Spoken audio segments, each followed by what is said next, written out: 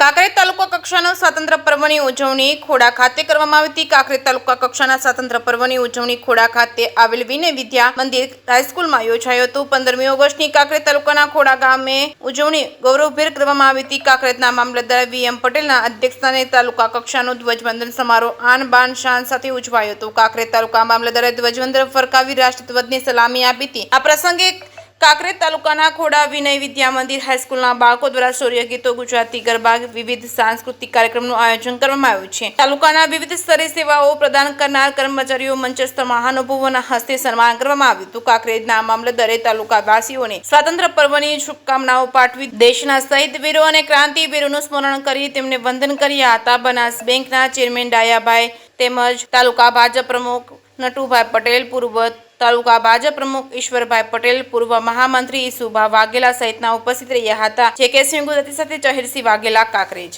15મી ઓગસ્ટનો કાર્યક્રમ તાલુકા કક્ષાનો ખોડા હાઈસ્કૂલ મુકામે યોજવામાં આવ્યો। બહુ ઉત્સાહભેર ગામના ગ્રામજનો, આજુબાજુના ગામના લોકો, તાલુકાના તમામ આગેવાનો ખૂબ મોટી સંખ્યામાં પણ હાજર રહ્યા છે। બાળકોએ પણ ઉત્સાહભેર ભાગ લીધો છે। શાળા પરિવારે પણ સરસ ઉત્સાહથી આ કાર્યક્રમને વધાવ્યો છે। ગ્રામજનોએ પણ સારી સંખ્યામાં હાજર રહીને કાર્યક્રમને દીપાવ્યો છે। ખાસ તો પત્રકાર મિત્રોએ પણ બહુ બહોળી સંખ્યામાં આ વખતે હાજરી આપી અને કાર્યક્રમને જે કેમેરામાં કંડાર્યો છે એ બદલ તમામનો સૌનો આભાર છે। તાલુકા કક્ષાનો કાર્યક્રમ અંતરિયાળ ગામોમાં ઉજવવામાં આવે જેનાથી ગામોની અંદર એ રાષ્ટ્ર પ્રત્યેની ભાવના જાગૃત થાય, મજબૂતતા વધે।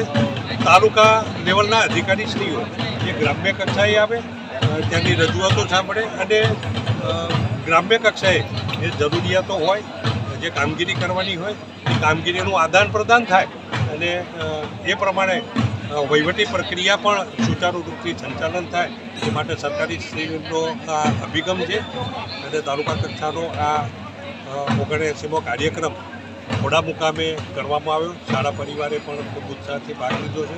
શાળા પરિવારને પણ આ તબક્કે ખૂબ ખૂબ અભિનંદન પાઠવું છું। જય હિન્દ।